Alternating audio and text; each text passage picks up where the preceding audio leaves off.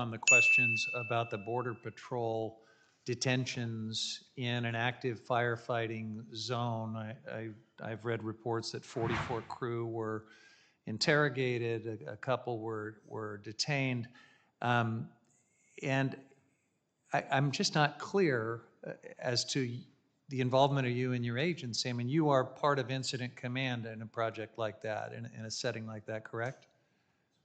Mr. Chairman, Mr. Huffman, yes. That was a Forest Service fire. In incident command, the team was not a Forest Service team that was there, but we have a liaison as a part of the incident.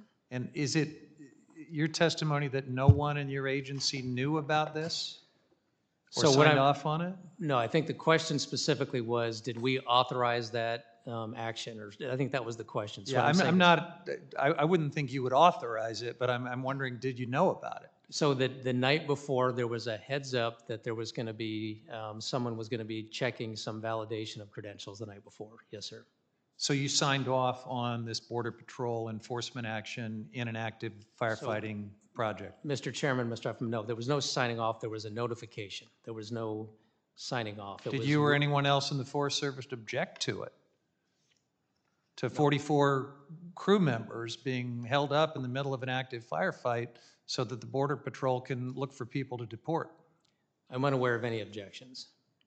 Does it trouble you? I mean, is that something that you want to see in active firefights on your watch?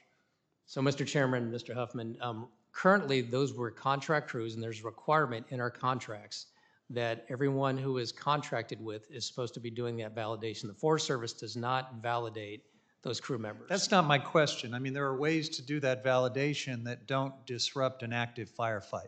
My question is, how do you feel about Border Patrol or ICE or anyone else doing immigration enforcement in the middle of an active firefight on your land under your watch? Is that a good idea?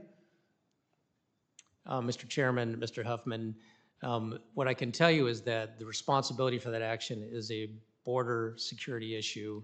That's not my question, Mr. Chief. With all due respect, I'm asking how you feel about it. Is that something you want to see Border Patrol or ICE doing on your land, on your watch in the middle of an active firefight? And it's a pretty straightforward question. Mr. Chairman, Mr. Huffman, that's something that we want to continue communication on how those actions are taken. Will you object to this going forward in the future? Mr. Chairman, Mr. Huffman, what I would need to do is learn more about their goals, and we would need to have more discussion about this. But I'm not going to say emphatically that I would object or that I wouldn't object. I don't have enough information. You don't have a position on whether it's a good idea or not? I don't have a position. Are you worried that it will impact people's willingness to work on fighting fires? Mr. Chairman, Mr. Huffman, I think a couple things. One, when it comes to Forest Service employees, we validate everybody who works for the agency. So I don't anticipate there being any issues. And when it comes to contract crews, there already is a requirement in our contracts that people be validated by their employer. You don't think there's any risk of a chilling effect when dozens of people are pulled out of a firefight and interrogated by Border Patrol or other law enforcement? You don't think that has a chilling effect on people's participation as firefighters? Mr. Chairman, Mr. Huffman, I'm not going to speculate on what people might feel or not feel.